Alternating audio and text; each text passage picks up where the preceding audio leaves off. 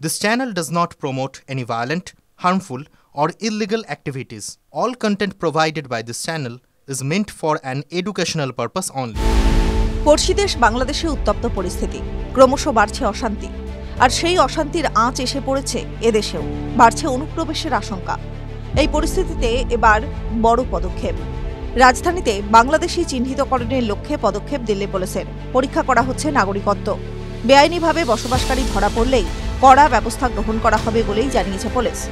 দিল্লিতে অবৈধভাবে বসবাসকারী বহু মানুষ রয়েছেন, এদের মধ্যে বহু বাংলাদেশিও রয়েছেন। এই খবর পাওয়ার পরই নাগরিকত্ব পরীক্ষা করার নির্দেশ দিয়ে দিল্লি পুলিশ কমিশনারকে চিঠি দিয়েছিলেন দিল্লির লেফটেন্যান্ট গভর্নর ভিকে সাক্সেনা।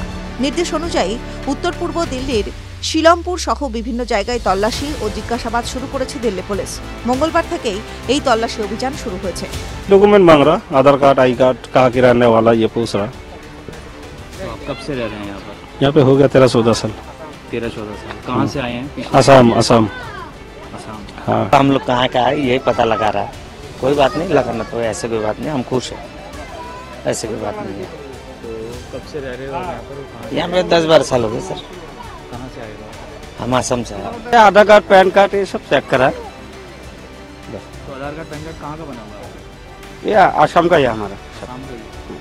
तो आसाम में ही जन्मे हो या फिर कहीं बाहर से आए हो? नहीं, असम का ही जन्म है, बाप दादा सब असम का ही है, तो बाहर का कैसे होंगे। বিভিন্ন এলাকায় বসবাসকারীদের নথি খতিয়ে দেখছে দিল্লি পুলিশ। দরজায় দরজায় গিয়ে আধার কার্ড, ভোটার আইডি যাচাই করা হচ্ছে। সন্দেহভাজনদের তথ্য ভেরিফিকেশনের জন্য ফরেনার্স রিজিওনাল রেজিস্ট্রেশন অফিসে পাঠানো হচ্ছে।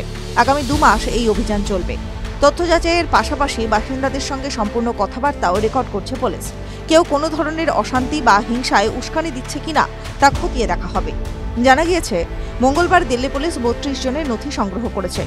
নিউ সীমাপুরীর বাসিন্দা এরা সকলে। বিস্তারিত যাচাইয়ের জন্য তাদের নথি সংগ্রহ করা হয়েছে।